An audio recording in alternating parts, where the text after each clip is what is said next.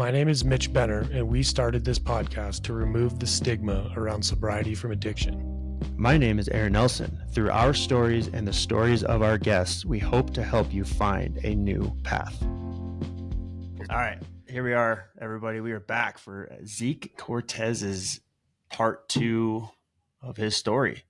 I want to say last time we left off, you were in a pretty nasty predicament down in Denver. Yeah.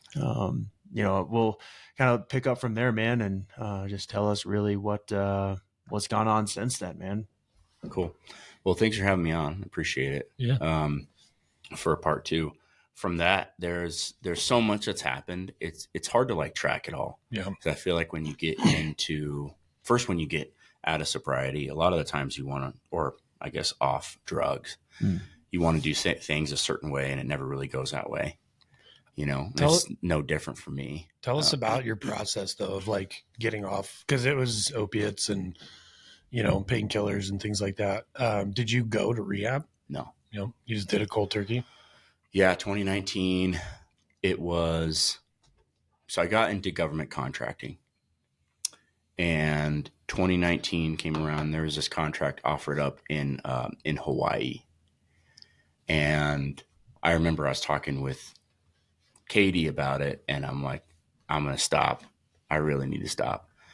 And she's like, okay, and she's such a sweet woman that she was just like, yeah, like, do what you want kind of thing. Let me ask you a question. So how long have you guys been together? Oh, she's going to kill me for not knowing off the top of my head. It's a long time. But coming up in April, we'll be married 6 years and then be together for 7. We've been together 7 years, January 26th, which is my birthday. Nice. Okay. So did she know what was going on, obviously? Yeah. The full depth of all of it? Yeah. I mean, she's known, I've told her stories over the years, but I never sit her down for like 8 hours and be like, here, this is everything I've done. Yeah. Just so you know. But yeah, she knew. Okay. She knew. And a lot of the times, like sometimes I'd hide it from her and stuff like that. And for a long time, she wasn't privy to what it looked like. Yeah. But after a while, she's like, you're on pills. And I'm like, yeah, I am. So she knew after a while. Okay. They're pretty good at figuring that stuff out, aren't they? Well, dude, and she's like next level insightful. Katie's a counselor. Really? Yeah, dude. So she's look at you in your eyes, but she's really looking in your soul. Dude, I know exactly what you're talking about. So she's so good at just knowing, and she can pick up on cues just fast with people,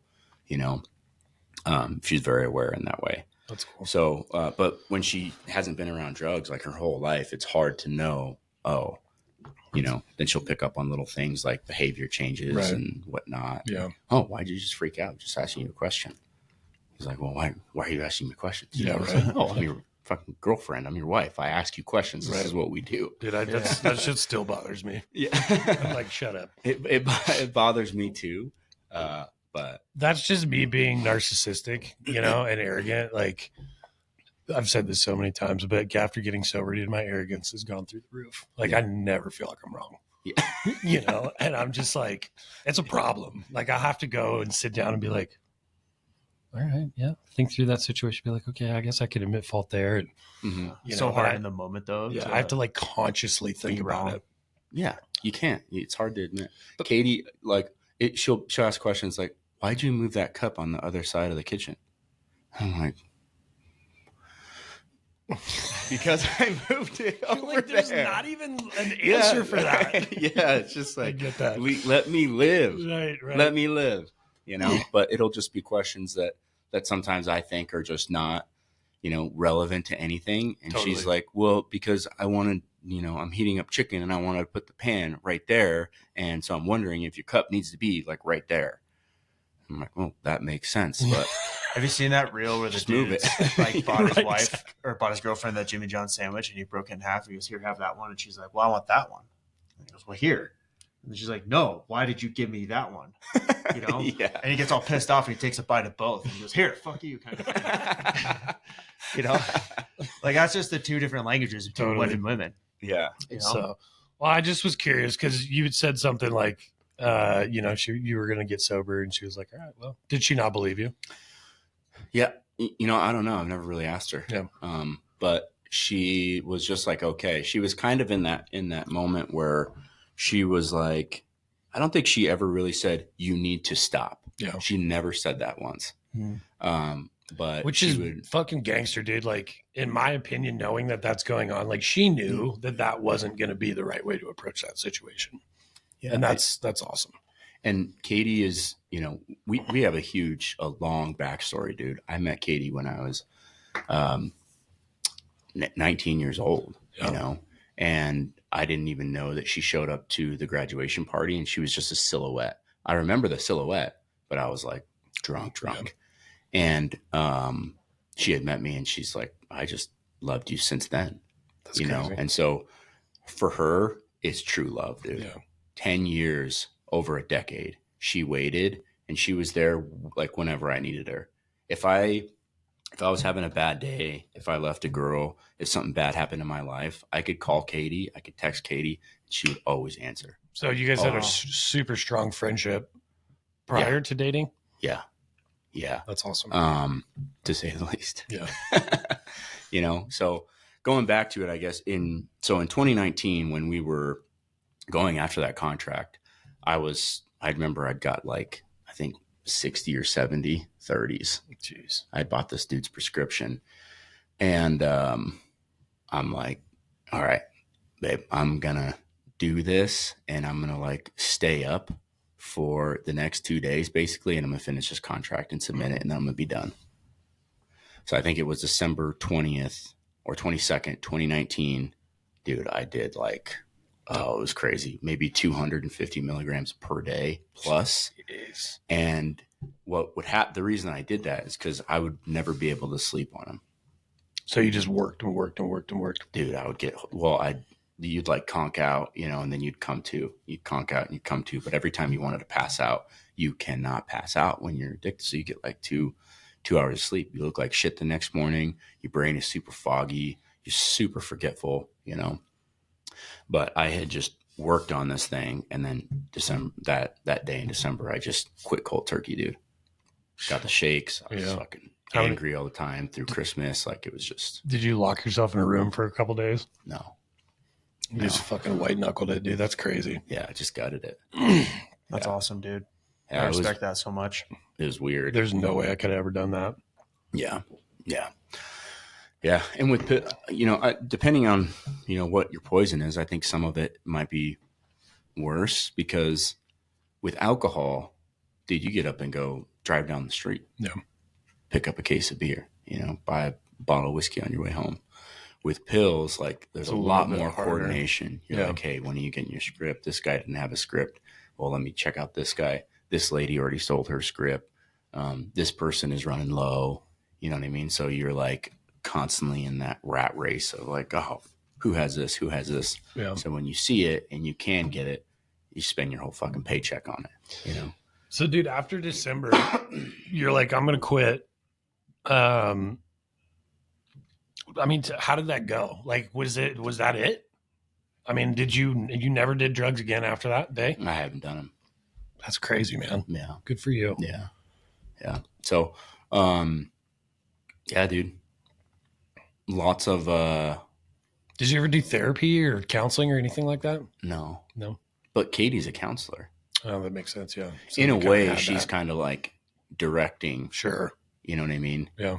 And she doesn't sit me down and like ask me questions, but in the moment she'll be like, oh, maybe I should back off of this, or maybe I should push harder, or maybe we're just going to get in an argument. Yeah. Some days she'll just wake up and be like, he needs a good argument today. Sounds like an awesome woman. Yeah. She is awesome. That's cool. She is. So So how'd that contract end up?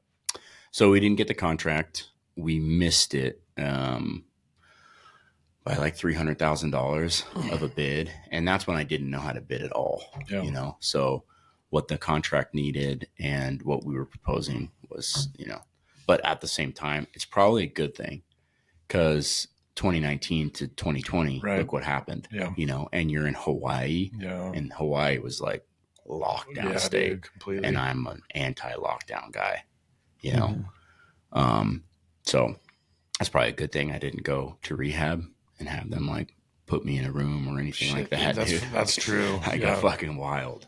So yeah, I mean, maybe it was a blessing in disguise, but from there, I just kept on bidding contracts. We got in the small business development program through SBA, and been in it ever since.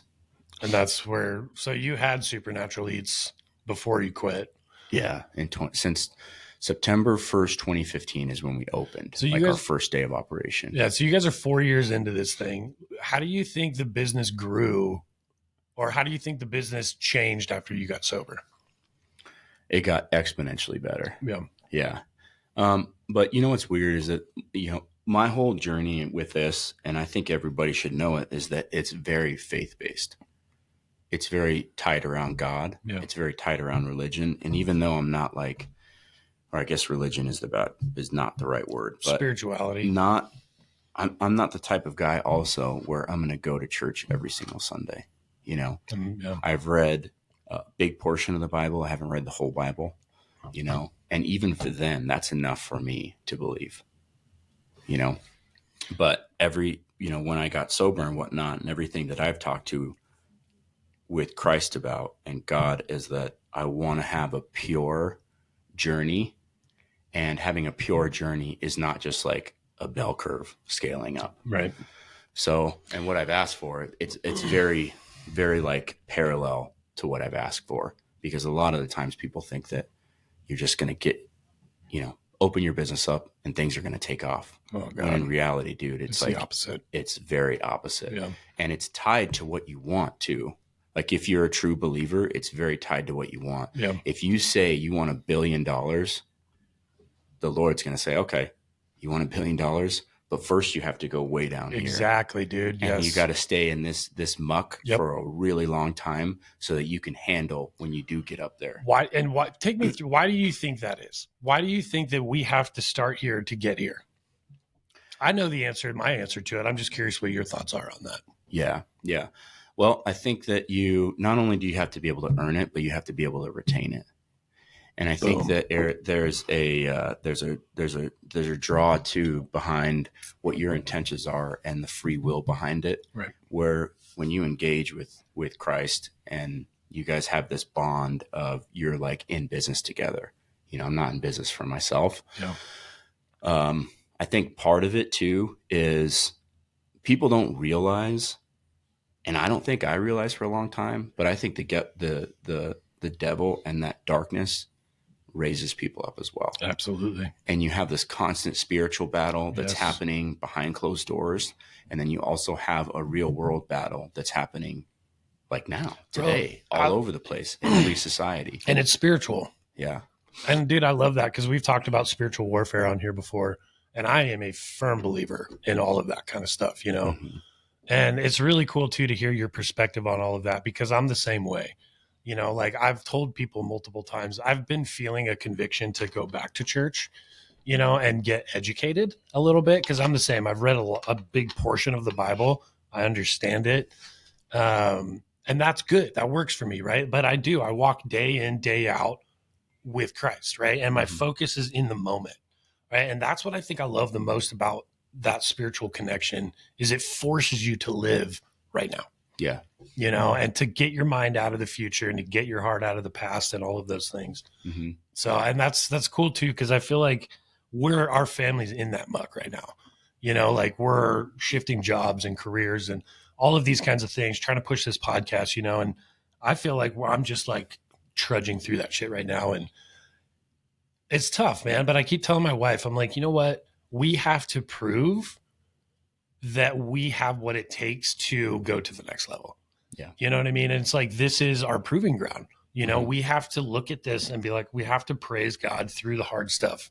Yeah. Just as good as we do through the good stuff. Yeah. And if we take that perspective and we continue to try to find the silver lining in everything and what God's trying to do in our hearts and in our lives, our marriage and our kids, then we'll start to, but it's got to start down at the bottom. Well, and you look at I look at my life where we're all healthy people, my family, and I can imagine like, what if one of your kids got sick? What if your wife got sick? What if you got sick? Then none of the problems that you think about now even matter. Exactly. You have that problem. Yep.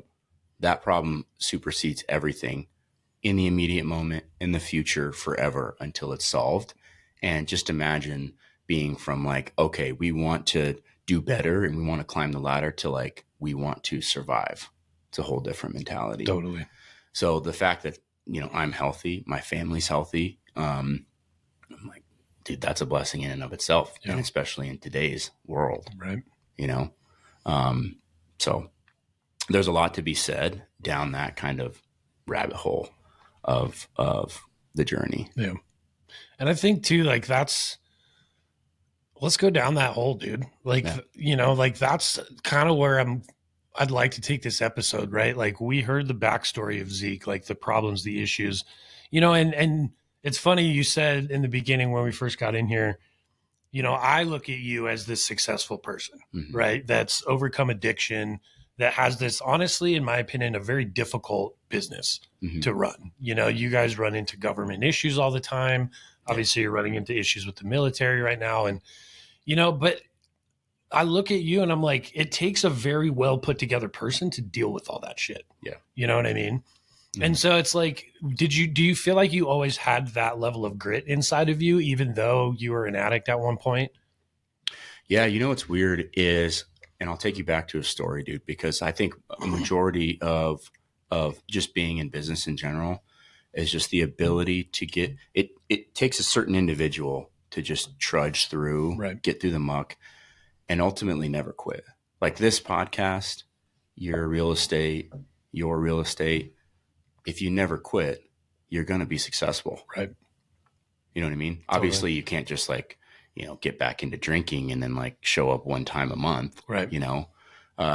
But the way that you guys are on it and the way that I'm on it, if we never quit, we're going to be successful. Not just successful, like family wise, structure wise, infrastructure, but financially successful.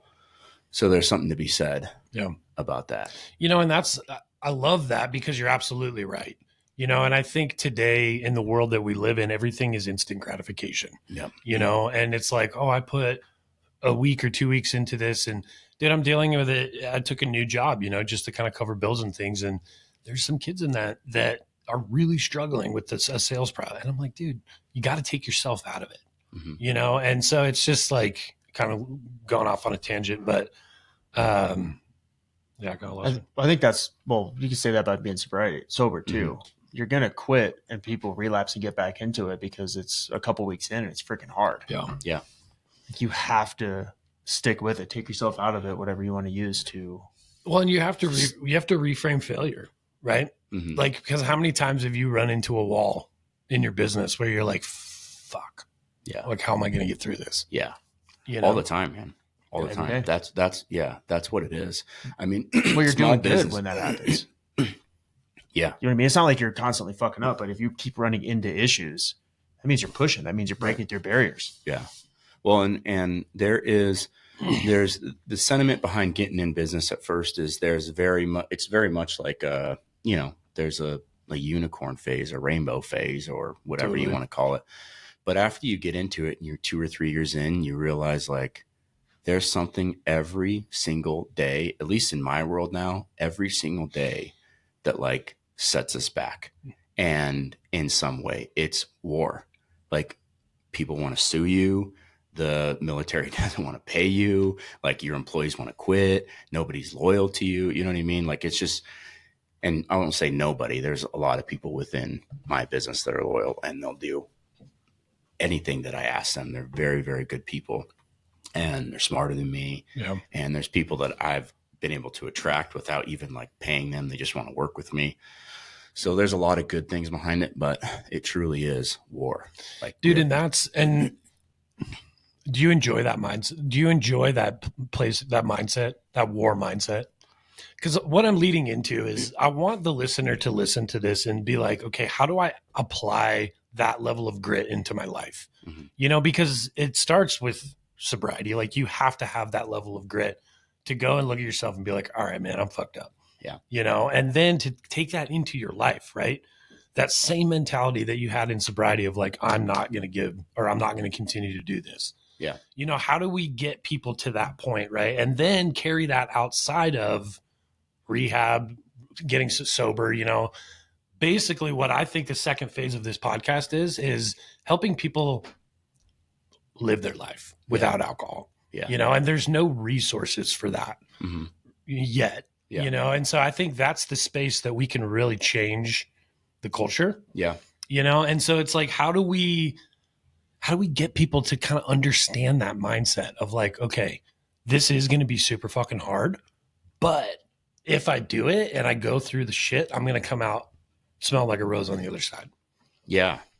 Well, for me, like I said, man, it's very tied into God. And I feel like every time I break through a barrier, God just turns on that switch. And he's like, all right, we're going from 8 to 9 now. Right. Yeah. You know, and then 9 to 10.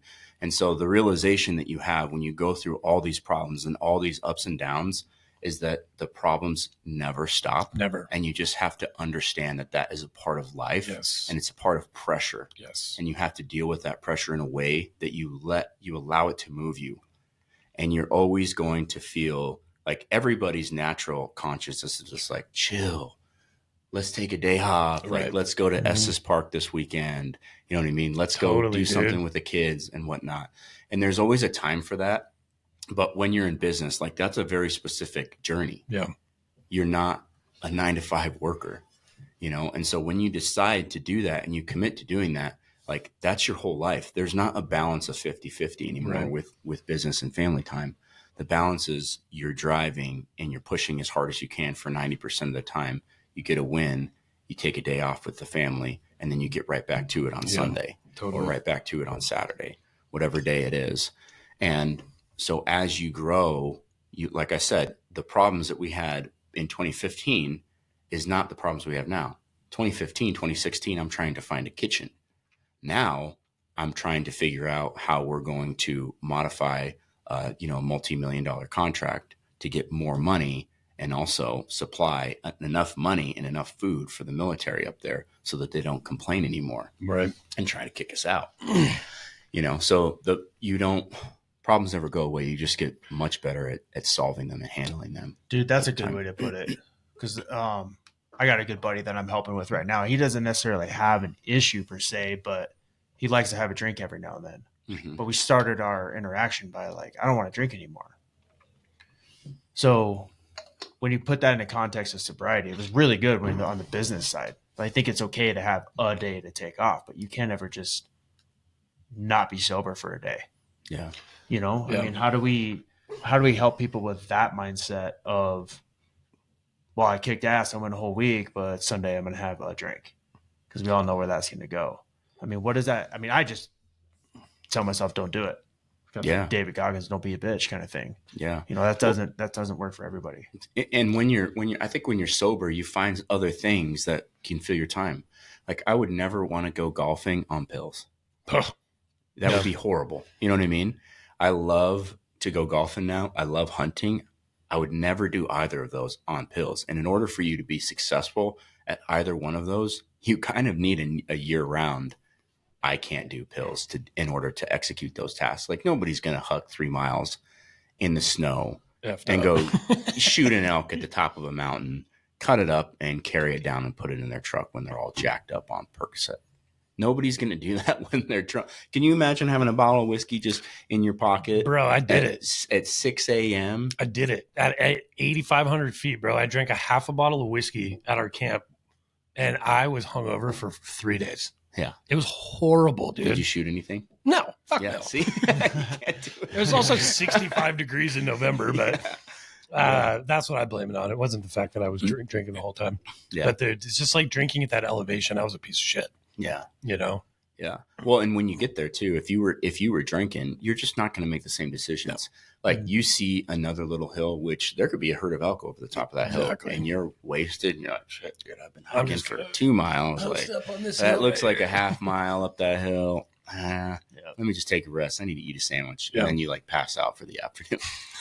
Sounds about right. Yeah. I'd be like, hey, bro, wake me up if you see anything. Yeah. Yeah. But yeah, no, and I agree, dude. Like, I think for me getting sober too, it was the feeling, you know, of like, oh my gosh, like I just managed that hard situation way better than I ever thought I could, you know, and just finally starting to realize these small little wins in my life, you know, and then they start to compile, and it's all of a sudden, you know, you have this different mindset, right? So I think my biggest piece of advice to those people is just make the small right choice, the next right choice in the moment. Yeah. Don't think about it. Just do it. You know, don't overanalyze it. Just do it. Yeah. You know, we all know what that road to sobriety, success, all of that stuff. Look, I mean, dude, our culture talks about it all the freaking time. There's thousands of podcasts that you can go find that's talking about this exact same thing. Yeah. You know, and so it's like the path is there. Where's the disconnect? Yeah. Is it the passion? Yeah. You know, is it the purpose? Yeah.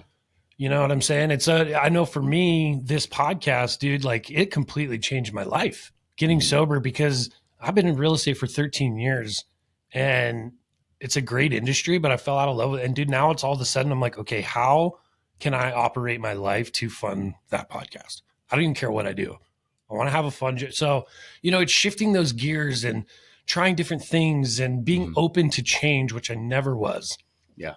You know, and then just accepting those things. And I think you nailed it on the head, dude. That personal relationship with Christ is huge. Yeah. You know, and eventually the way that you guys are doing this is that you have such big conviction in it, and you're formatting your life to where it works for you, right, and pays you money.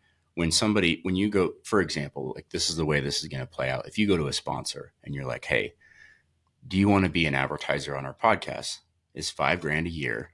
And we'll advertise you before, during, and after, like one time or whatever. And you ask 20 or 30 people like that. And eventually, and somebody comes and says, dude, that's kind of like a lot of money for a year. You're going to have so much conviction and raw authenticity when you respond to that person, right, that like they have no choice but to do it. Yeah. Not because like maybe they don't have the money, or maybe they do have the money. It just has everything to do with how you guys are pitching it. Right.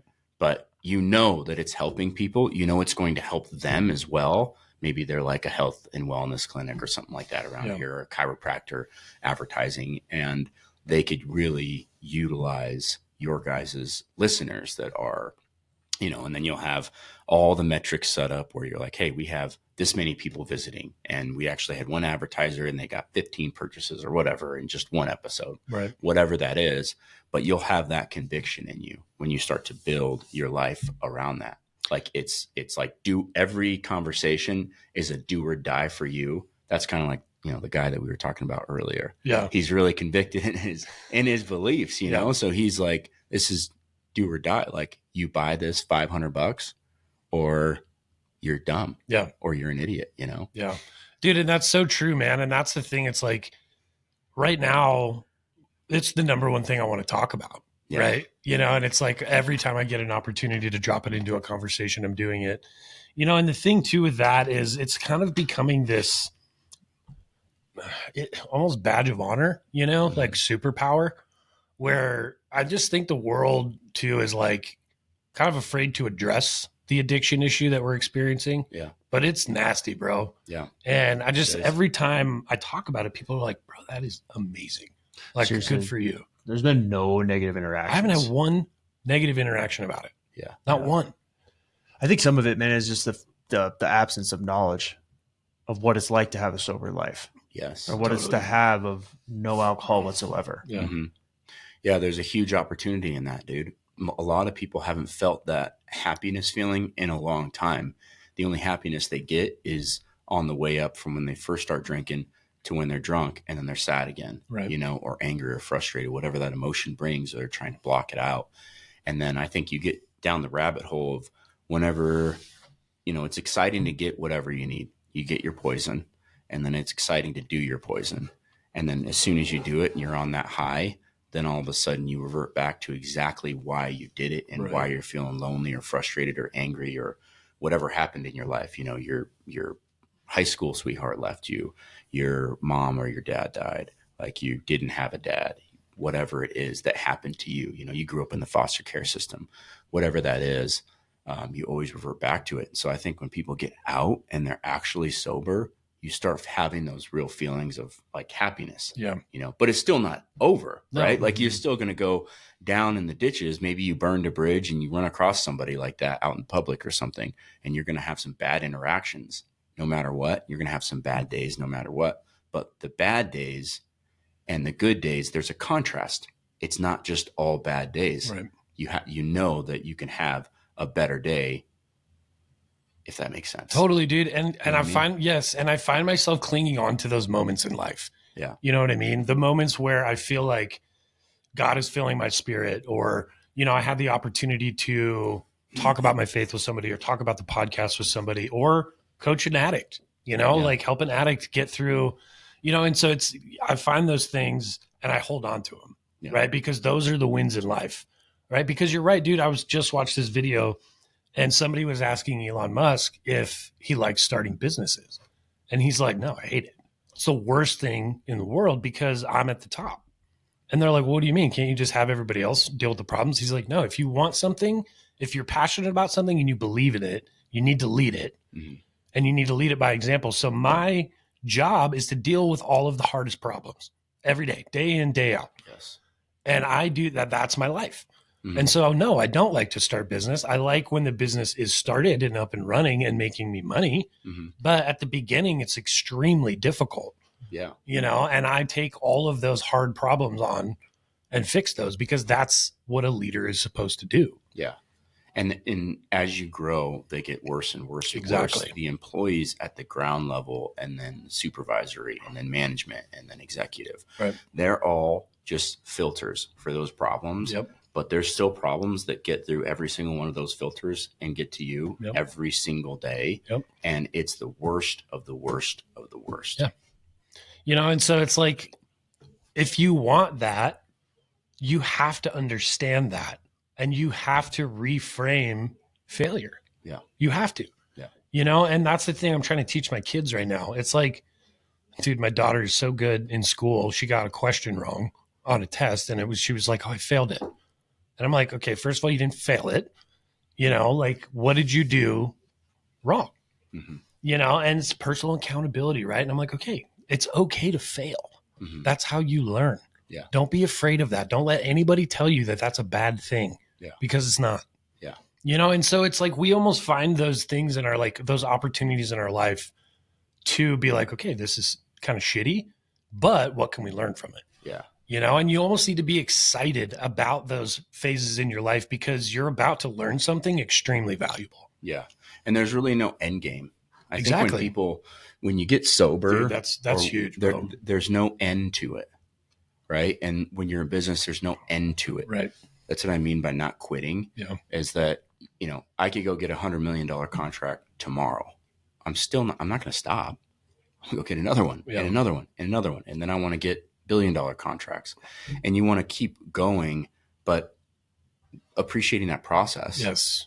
And that win and having that extreme high, Yes. you know, is fantastic. Like the process is what makes you happy in it, up and down and up and down. Well, and think about this, dude. Like, if we were always happy, always, if everything was always flower, like, who the fuck wants to live their life like that? Yeah. You know what I mean? And Well, you wouldn't or know on the sad. other, or on You the wouldn't other, know bad. yeah, You or wouldn't- exactly, you you know what I wouldn't know mean? success, dude. Like when you finally reach that level and hit that goal, it means nothing to you, Right.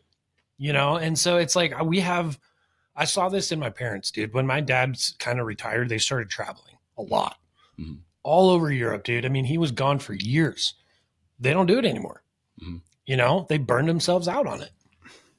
And Yeah. so there's something to be said about all of that, you know, like, The contrast, you have to have contrast in your life, Yeah. because if you're always sad all the time, you don't know what happiness is. And if you're happy all the time, you don't know what sad is. So Right. in order to know each one of those, you have to be each one of those. Totally. Like in order to appreciate you being happy and on a high, you have to know what it feels like to be at the fucking bottom. totally, man. That's what I'm Right. saying. Yeah, exactly. So what's your ideas then, pointing it back to sobriety? How do we get out of the sadness back to happy without reverting to alcohol or pills? Yeah. What did you do? Dude, for one, I had a lot that was already in place, right? So I had my family for one, in realizing if you just take a moment to just sit and not listen to music, not have anybody in the room, just sit by yourself, go on a walk, and just think about your life, you can draw so many good things that's happening. You're healthy. I had my kids. I had a wife. I was, had my own house at the time. And there was so many good things going for me. And I was just fucking them up, and in a way, I just had to get out of my own way. Yeah. And so going through that process of reflecting and just being by myself and knowing, hey, this is where I came from. And maybe it wasn't perfect, but when you're an adult, you can't just always feel bad for yourself. Yeah. Like, oh, this happened to me when I was a kid. Okay. It's like, dude, most of us got our ass beat when we were kids. Totally. Most of us, a lot of us didn't grow up with fathers, or a lot of us didn't grow up with mothers, or, now it's even bigger. Like a lot of people are growing up in the foster care system. And that's not to say, hey, your problems are not important, or they don't matter, because your problems do matter. But as an adult, you have to find that way to be able to sit with yourself and like appreciate who you are, who God's made you to be, right. And he's made everybody differently. Katie's story, much different. She has a history where she went into alcohol for some time and completely derailed her life. And now she hasn't drank for years and years and years. Does she want to come on here? Yeah. Awesome, dude. Yeah. I mean, maybe, I don't know. I'd love to hear it. Yeah, man. She'd have some pretty good stories with you guys. Yeah. She's been to the hospital. She has, she even when she came over to my house once, when I lived up in Fort Collins, I was moving out of my house, and I had a bottle of liquor in the freezer, and I wasn't drinking that night. I was like packing and stuff like that. Well, she came over, we started hanging out, and then randomly, like hour and a half goes by, and she's just like acting all weird. I'm like, what the fuck is wrong with you? And she's like, shut the fuck up. I was like, huh? Like, what is up? Dude, and she was just like hammered, just out of her mind. I'm like, did you drink? And I go look in the freezer, and my handle of alcohol was from like here to here. Gone. Yeah, dude. So, we ever, like, I had to call her mom and her sister and like, drag her to the car. Yeah, that much alcohol is like that would have been like a starter for me, Oh yeah, but she's like 110 pounds at the time. My wife has one drink, dude, and I'm like, are you okay? Yeah. Yeah. But I like that answer. Shut the fuck up. Dude, that's like her trademark answer whenever she would get too drunk. That's hilarious. She would just be like, like this, like, and I'd ask her, she'd be like, shut the fuck up. That's awesome. Harsh in my mellow, brother. Yeah.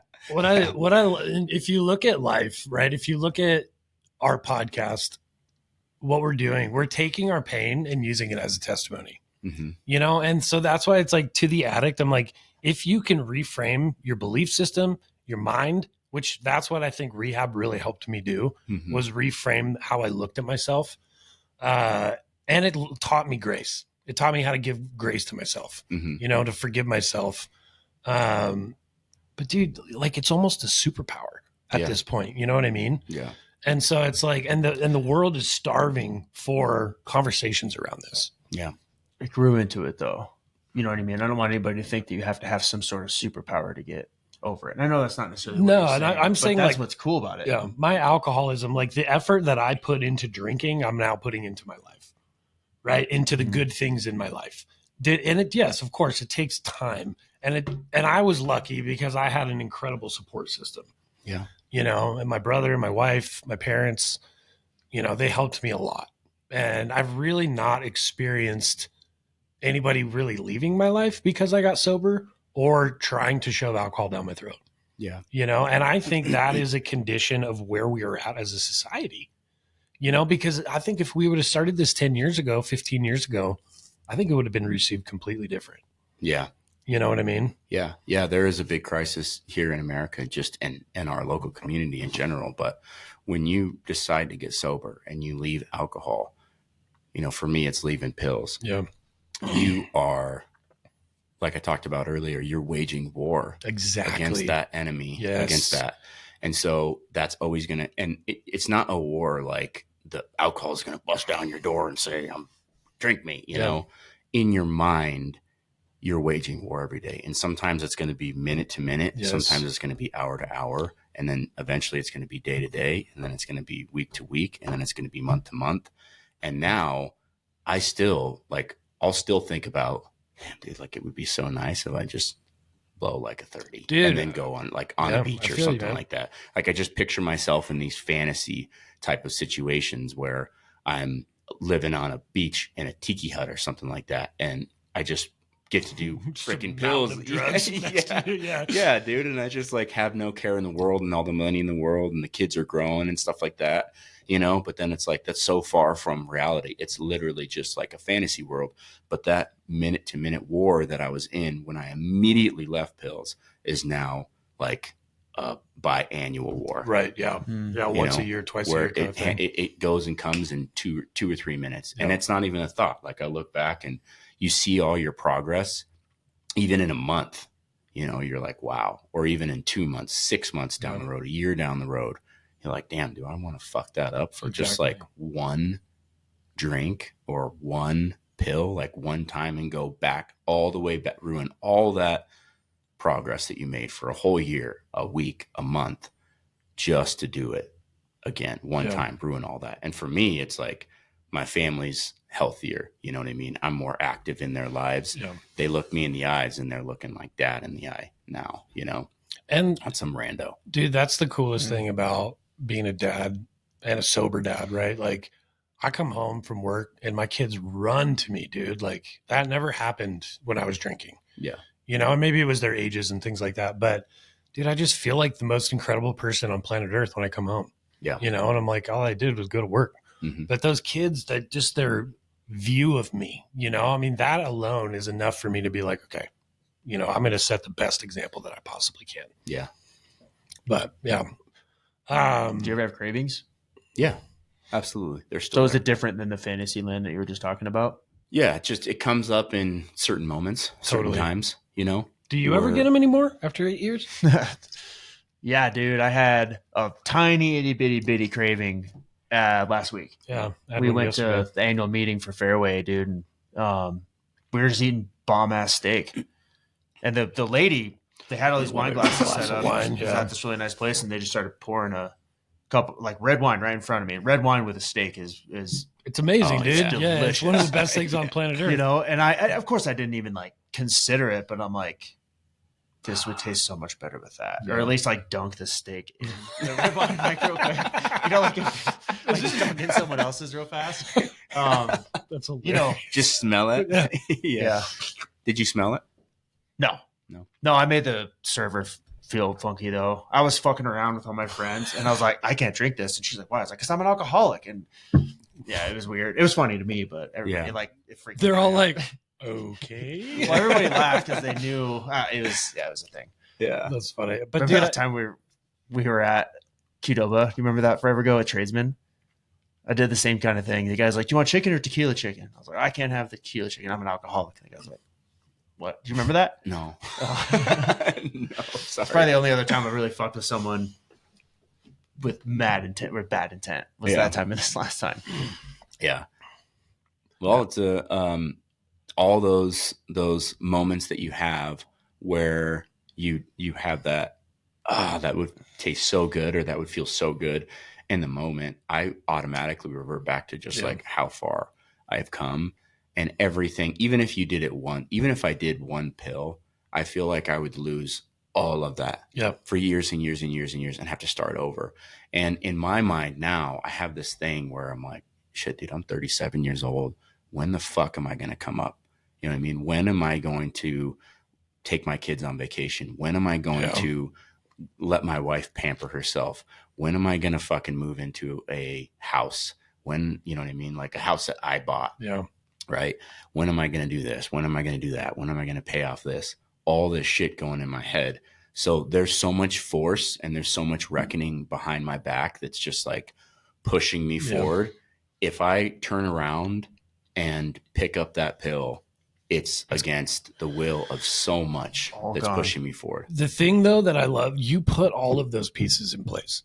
Yeah. You know what I'm saying? Mm-hmm. You did that. And that's what it's like. That's what I'm like. If you're trying to get sober, that's why those little wins, hold on to that shit. Let go of the negativity, and then start to slowly just build that path for yourself. Yeah. And that's what I feel like we're doing with the podcast, and I don't know, dude, it's given me a real purpose, something that fills my soul. Like, I honestly feel like we can change the entire culture in the United States. Yeah. When it comes to this, and that's my goal. Yeah. That is what I want to do. I want to reframe sobriety completely. Yeah. And almost make it a product where it's like, hey, if you're sober, it's like, it's cool, and brand it as that, and have this massive group of people that get together on a monthly basis and support each other, because everybody I've met in sobriety is amazing. They're incredible people. Yeah. And they have so much drive and passion for life, dude. That's just, it's bar none. Like, it's amazing. I think that people should realize when you get sober, it's not just this perfect yellow brick road either. It's so painful. It hurts. It's war. It's everything that you didn't think it was going to be, because you jumped into it thinking, oh, well, now that I'm just sad on alcohol, now I'm never going to be sad being sober. And that's not the case. Now you'll actually have a contrast between sad and happy. Right. And that every single day for the first year, dude, 2 years, 3 years, however long it is, you're going to go through that pain. Like, it's going to hurt.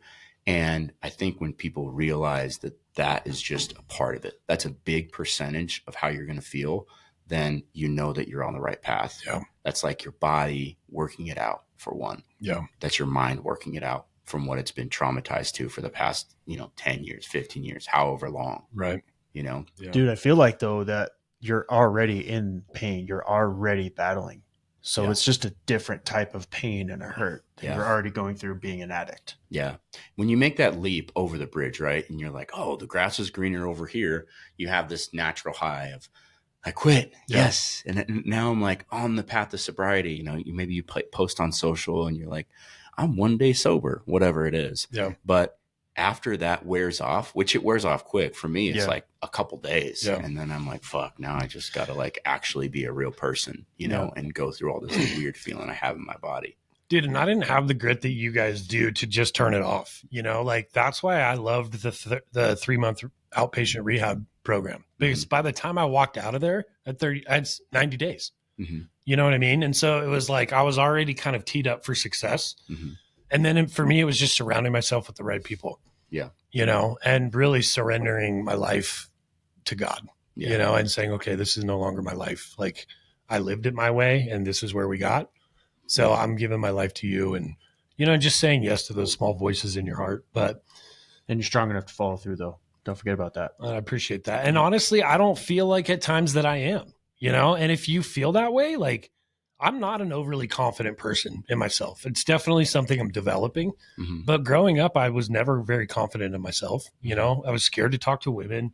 I didn't make a ton of friends. I was kind of a little bit socially awkward, but I didn't really come into myself until high school. Yeah. And so I still have that, and that's why Aaron, and my relationship with Aaron is so important, because he has that level of confidence that kind of carries both of us in this podcast.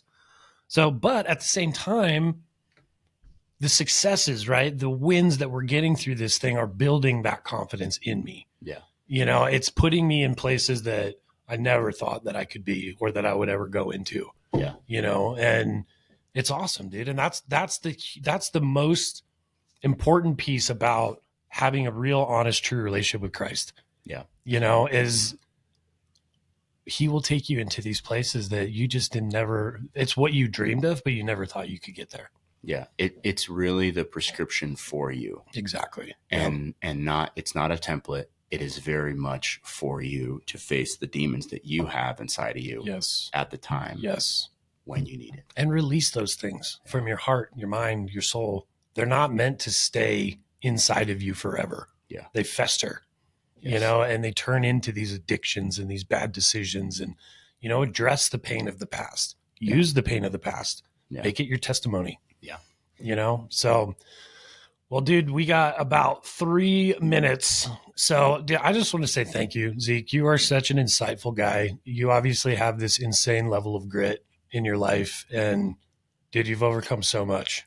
And I just really appreciate you coming in here and sharing that with us. Thanks, man. I'm happy to be here and happy to chat with whoever. So if anybody needs something, you can always reach out to me directly. Absolutely. And I'll sit down and chat with you about anything. Yeah. I'm an open book. So if there's a possibility for a conversation and somebody is, even if it's one person, I'd be willing to talk with them. That's awesome, man. And same here. Aaron and I are always available.